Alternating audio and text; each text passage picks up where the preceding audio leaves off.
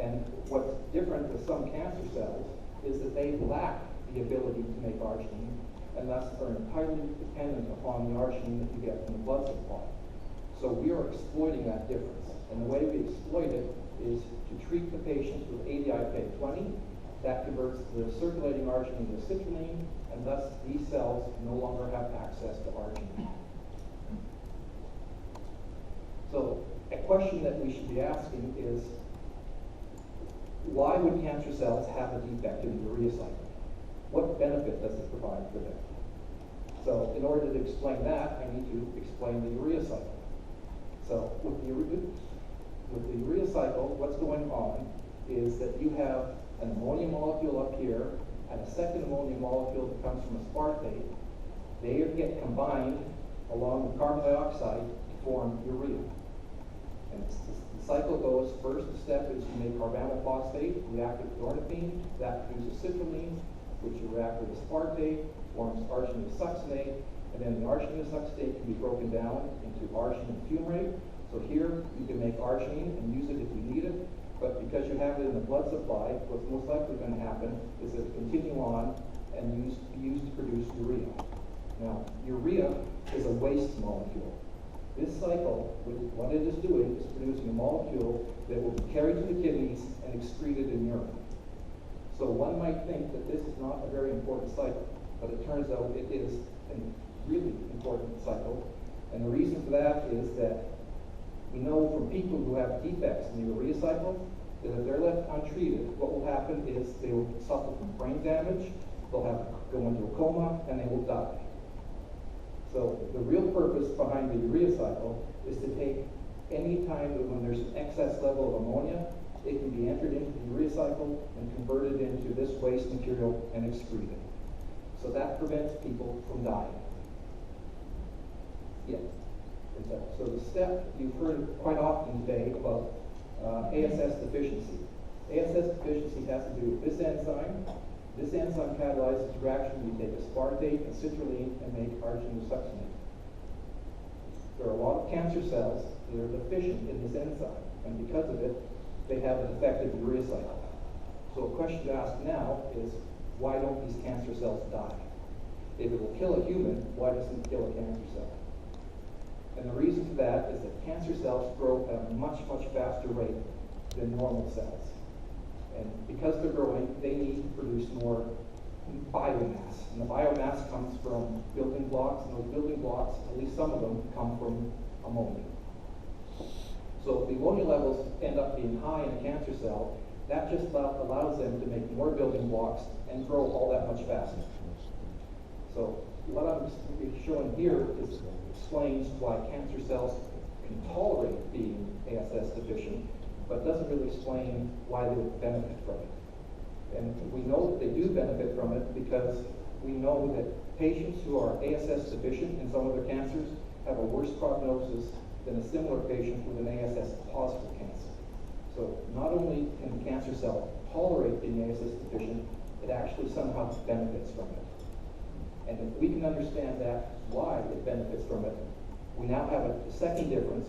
We have the one difference is that they rely on the arginine from the blood, and somehow they benefit from being ASS deficient. So when we're thinking about combination therapies, this is one of the things we have to keep in mind. Now there's something else that we should keep in mind, and this is another reason why we should be going after combination therapy, and this is something that you've already seen today. Here is a curve showing the survival probability of patients who had prolonged arginine depletion. And here's the survival curve for patients who had less prolonged arginine depletion. So if there's some way that we can enhance the level of arginine depletion, if we can make it last for a longer period of time, we should be able to improve the overall survival of these patients. And this is also something that we've seen earlier today, and it has to do with the median values of the arginine levels that are inside blood. And here is the plot for patients treated with monotherapy, and what you see is that by about week 8, arginine levels started to come back up in most of the patients. Whereas if we combine ADI with chemotherapies, that duration of arginine depletion gets extended much further out. So again, a good rationale for combining ADI with chemotherapy. The question is, what chemotherapy to combine it with? There are a lot of different classes of chemotherapies, and within each class, there's a lot of different types of molecules. So which of these should we be combining with ADI? And that's where the research comes in. And what we need to have is two things. One is we need to have a knowledge of the mechanism of action of the different classes of chemotherapies, along with what would really help is some understanding of possible mechanism of resistance to those chemotherapies. And then we also have access to preclinical data, so mouse data, and you've seen some of that earlier. So I'm going to talk about antifolates to begin with, and when cells are dividing, the first thing, one of the things they need to do is replicate their DNA. And in order to replicate their DNA, they need pyrimidines. And to make pyrimidines, you need this molecule, folic acid. This is a drug that is used to treat cancer patients. And what it is something that is very, very similar to folic acid. Cells get tricked into thinking this is folic acid. They use it in an attempt to make pyrimidines, and they end up having deficiency in the level of pyrimidines available to make their DNA, and that ends up slowing down their cell growth. Now, how might a cell overcome that? And if you think of a manufacturing process, there are, first of all, you need raw materials, and then you need a process to make convert those raw materials into a final product. What happens with the antifolates is antifolates make this process a little bit less efficient. So one way that you can overcome that inefficiency is simply to have access to more of the starting materials. The more starting materials you have, the more products you can make. So how might a cell be able to make more of this starting material, or have access to more starch? Well, the answer is pretty simple. All it needs to do is downregulate the ASS. And when it downregulates the ASS, it stops aspartate from entering into the urea cycle and being converted into waste. And with the increase in aspartate, you can now make more pyrimidines, which allows you to overcome the methotrexate, or the antifolates. So this is another class of chemotherapy. It's called platins. And the way platins work is to bind the DNA and damage it. And once the DNA becomes damaged, the cells sense this damage, they realize it's effective, and it induces what's called apoptosis. Apoptosis is essentially cell suicide. So when the cells realize their damage, they'll commit suicide. But the problem is that over time, cancer patients develop a resistance to cisplatin. The cells don't die, even though there is the damage. And a study was done back about 10 years ago, looking for what was common among patients who had resistance to cisplatin. And what they found was one of the things that was common was they had low levels of ASS. So this ends up being the rationale behind one of the studies you saw earlier today that had to do with combining cisplatin plus an antifolate, which pemetrexed in this case, along with ADI. And the rationale behind that is that the cisplatin will induce damage, which will make the cell want to commit suicide. The pemetrexed will also limit the amount of pyrimidines available to that cell, which would be needed to repair that damaged DNA. So these two drugs end up working very, very well when combined together. But the problem is, both of them can be overcome with ASS negativity.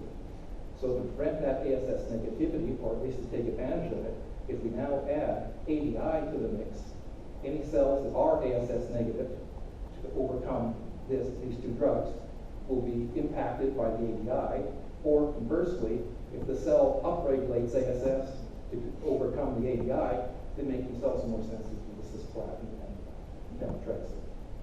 So that's the rationale behind this combination. So that is some of the types of data that we use. Other data that we use has to do with the in vivo data. So what do we see in mice? So here's another type of chemotherapy, a nucleoside analog, and this is pyrimidine. It's one of the molecules that's used to make DNA. This is a drug that's used to treat cancer patients. This looks very, very much like this one. And again, when you treat cancer with this, they think that they're getting this, and they incorporate it in their DNA, and when they do, the DNA stops being produced. And once the DNA stops being produced, the cells can't divide. Now, one of our collaborators took some mice, and they injected into these mice some ovarian cancer cells and grew a tumor up in the mice. And then what we see here in this yellow line is just a measure of how quickly that tumor was growing. Then they took the same mice and injected them with the cancer cells, and then treated those mice with ADI. And what they saw was that ADI actually did not have much of an impact on that cancer growth.